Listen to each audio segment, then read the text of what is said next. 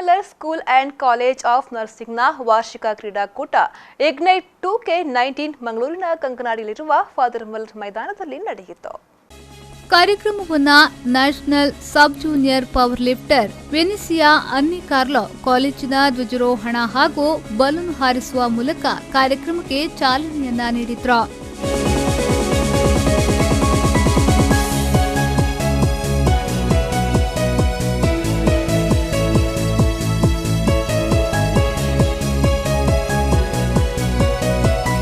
ಬಳಿಕ ಮಾತನಾಡಿದ ಅವರು, ಕಾಲೇಜುಗಳು ಶೈಕ್ಷಣಿಕ ಚಟುವಟಿಕೆಗಳಿಗೆ ಮಾತ್ರ ಸೀಮಿತವಾಗಿರಬಾರದು. ಕ್ರೀಡಾಕೂಟ ಕಾಲೇಜು ಶಿಕ್ಷಣದ ಅಂಗ.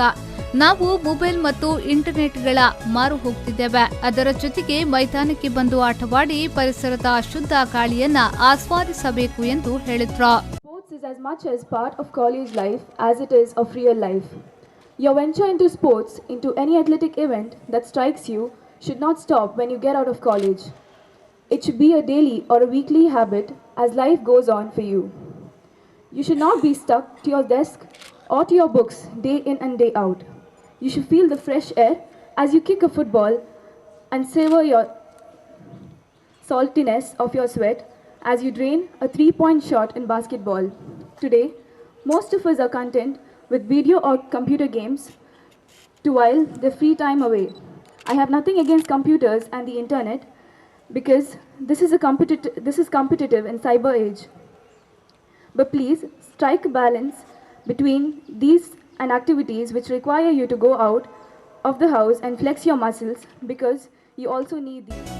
ಅನಂತರ ಫಾದರ್ ಮುಲ್ಲರ್ ಚಾರಿಟೇಬಲ್ ಸಂಸ್ಥೆಯ ನಿರ್ದೇಶಕ ರೆವರೆಂಡ್ ಫಾದರ್ ರಿಚರ್ಡ್ ಅಲೋಷಿಯಸ್ ಕೊಯ್ಲೋ ಅವರು ಮಾತನಾಡಿ, ವಿದ್ಯಾರ್ಥಿಗಳು ಉತ್ತಮ ರೀತಿಯಲ್ಲಿ ಪಥಸಂಚಲನವನ್ನ ಮಾಡಿದ್ದಾರೆ. ನಿಮಗೆ ಅಭಿನಂದನೆಗಳು.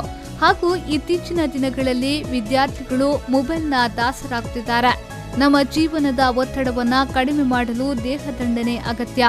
ಆದ್ದರಿಂದ ಸ್ಪೋರ್ಟ್ಸ್ ಮತ್ತು ಗೇಮ್ಸ್ನಲ್ಲಿ ತಮ್ಮನ್ನ ತಾವು ತೊಡಗಿಸಿಕೊಳ್ಳಬೇಕು ಎಂದು ಹೇಳಿದ್ರು.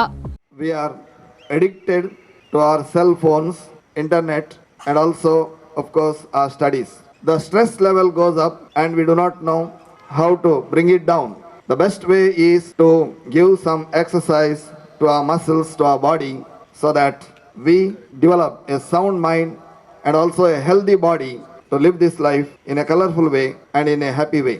It is unfortunate many of our sicknesses are due to our food habits and also lifestyle. Today's generation likes junk food and also indoor entertainment, maybe downloading a movie with WhatsApp and with the computer, with games and such things. Rarely students come out to the ground to give exercise to their body. ಈ ವೇಳೆ ವಿದ್ಯಾರ್ಥಿಗಳಿಂದ ಶಿಸ್ತುಬದ್ಧ ಪಥಸಂಚಲನ ನೆರವೇರಿತು.